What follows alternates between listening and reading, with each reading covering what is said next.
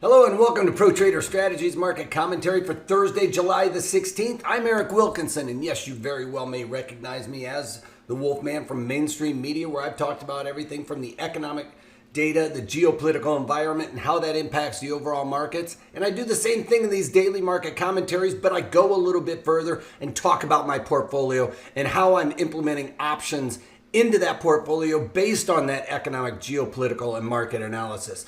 So what I'm trying to do here in these market commentaries is give you a little bit of flavor as to what I'm doing on a daily basis and how we use options to increase that overall yield in our portfolio. It's one of the best ways to beat the street, if you will, when you're trading. So without further ado, let's get on with that economic data. Across the pond, not a whole lot to see here. We did get European main refinancing rate in line with expectations. That's about it. And there was an ECB conference that went off without really any impact on the overall market. Here in the United States, though, we got retail sales. That came in at 7.5%, expected to be 5% core retail sales, which is going to strip out some of the more volatile aspects of that number, including automobiles.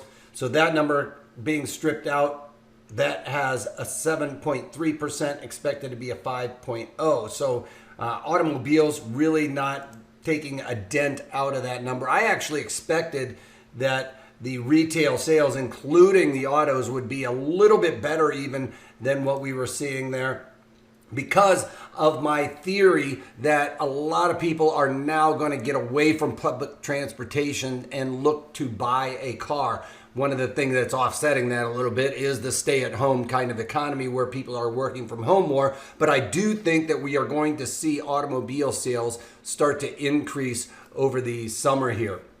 All right, we got Philly Fed manufacturing coming in at 24.1, expected to be 20. So better, starting to see that manufacturing sector pick up a little bit more, which we would expect to see coming out of this pandemic as people are starting to be able to go back to work in these manufacturing sectors as well. Unemployment claims did uptick a little bit, 1.3 million, expected to be 1.25 million, so about 50,000 more there.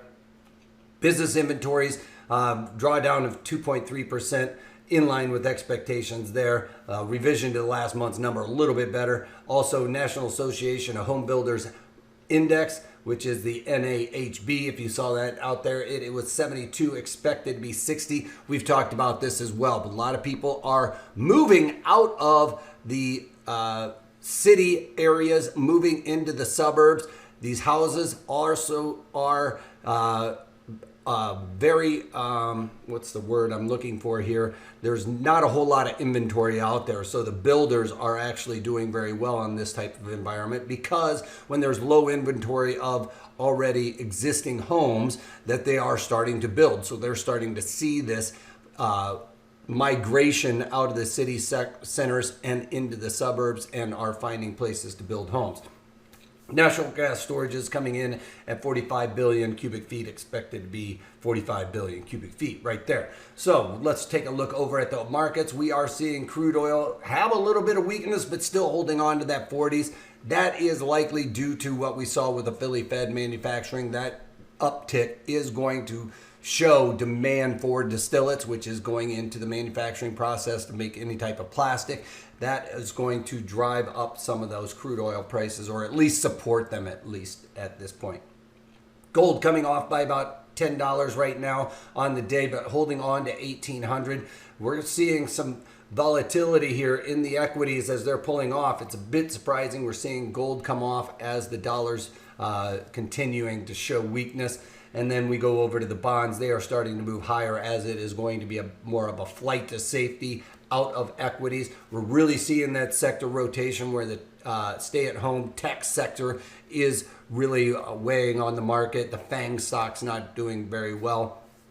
That's Facebook, Apple, Netflix, and Google. All of those are starting to pull off a little bit. Facebook, 20 times earnings, or 20 plus times earnings at this point, getting a little bit frothy right now. I don't think a lot of people are out there shopping at the Apple stores and buying new phones at this point in time.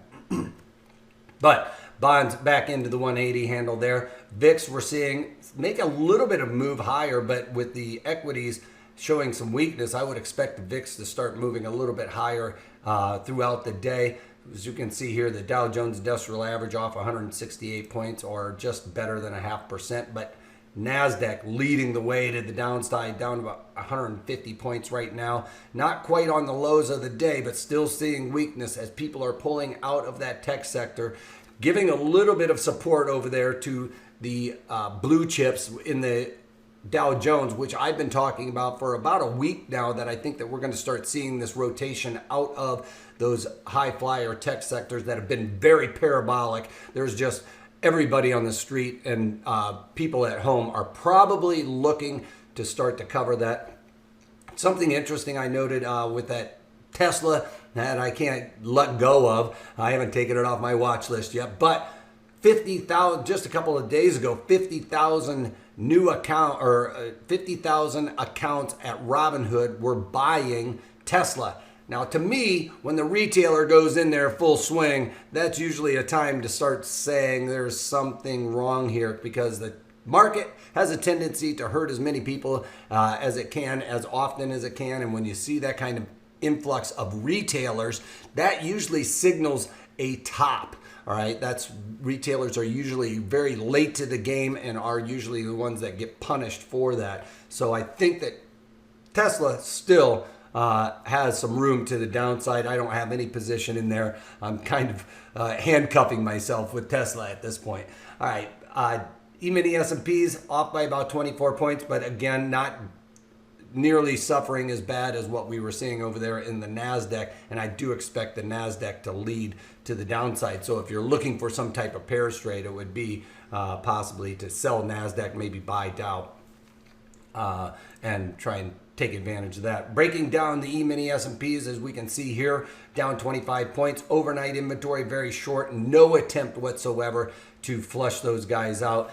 Something to note here, when we talked about yesterday after the market, or after my daily market commentary, we got that flush out of the overnight inventory, and that allowed the market to start moving higher, closing very close to the highs of the day there. But today, no real attempt to flush those guys out, and it is just a boring day. Nothing really going on. There's no discernible direction, as you can see by just looking at the chart. And even if I blow this out here, you can see that there is just really every other candle seems to be a bullish, bearish, bullish, bearish. So there's nothing going on really in this market that you can really take a stab at. It would really be like pinning the tail on the donkey with your eyes blindfolded. So with that being said, I haven't done anything with my portfolio. I'm very happy with my short deltas that I've added through the Qs and the SPY. So that was more of a delta adjustment. I'm overall long my portfolio with regular outright stocks and different types of strategies. Therefore, if we are going to get a correction, I want to add a little bit of negative deltas to that portfolio, so I'm pretty neutral. And that would kind of go into my thesis that if the NASDAQ pulls back to the reality, in a sense, that we would start to see some of my other stocks start to hurt a little bit. One thing is, I'm a little bit overweight in Coca-Cola, as I've expected them to start making a move higher, and that just hasn't happened. So that one's hurting my portfolio over and above everything else. So let's just take a look at it. Since I talked about it, we can see the NASDAQ triple Q's ETF showing some weakness here, and that's what I've added negative deltas to my portfolio yesterday. And if we go over and look at what was I looking at? Coca-Cola. You can see that Coca-Cola just really hasn't done a whole lot here. I am long a little bit higher than here from this pullback when we got the sell-off in Coca-Cola. Took a stab at that. One thing to note, without the bars, restaurants open, Coca-Cola, that is going to hurt their sales, right? So that is more of a coming out of this pandemic type of trade, and I'm just holding on to it, continuing to look to overall lower my cost basis on this trade, but I haven't added anything as of right now because I'm waiting for these earnings. I don't want to throw on some covered calls in there right now, as I'm waiting for the earnings trades to come out, and I'm just going to try and ride that out there. We're stuck in a bit of a trough here that I'm just going to ride out. It doesn't seem like it wants to go anywhere, and I'm pretty happy with that at this point. So we can see that we are, kind of drawing a line here, pretty dirty, but you can see trending pretty much sideways here. Looking for it to break above that 50 and cover the gap that we were seeing made on the downside. So we've got a gap right here to, right about there. I was looking for it to cover that gap on these couple of pushes higher, but there is some major resistance at that 50 handle that the market is just rejecting when we go up there and test that. So it's been a bit of a struggle with that trade. The other thing we're seeing here is that we've got these two counter-opposing dojis, which would signal, I guess I thought I was trying to draw an arrow there, but that's not working out.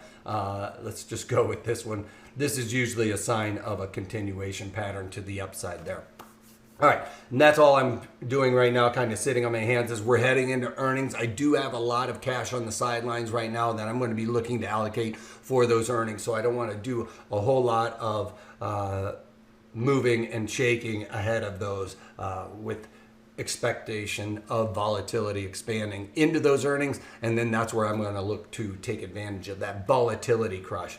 And if you haven't heard of me talk about volatility crush very often lately, well, that's because we haven't had earnings for a little while, and that there are specific webinars on that volatility crush that you can check out at protraderstrategies.com. So go there, check those out. Also, today we're doing a webinar on the synthetic short. So if you've ever thought about shorting a stock, you know that it is a heavy lift. You got to go out there. Sometimes there's stocks that are hard to borrow, and you have to borrow that stock in order to short it.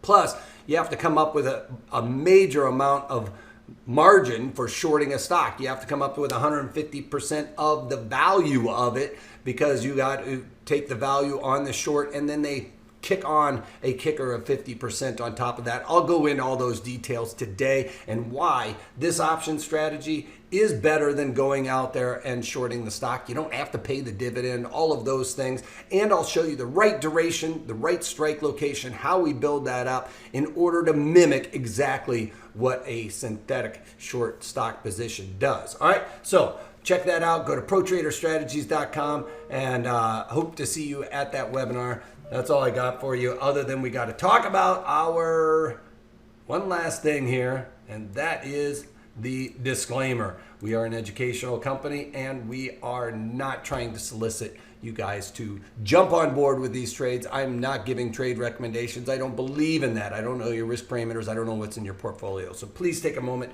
to go over this so you really understand, so you really understand what is involved in trading and the risks that are inherent there. All right, that's all I got for you, other than if you can't take that, take it easy.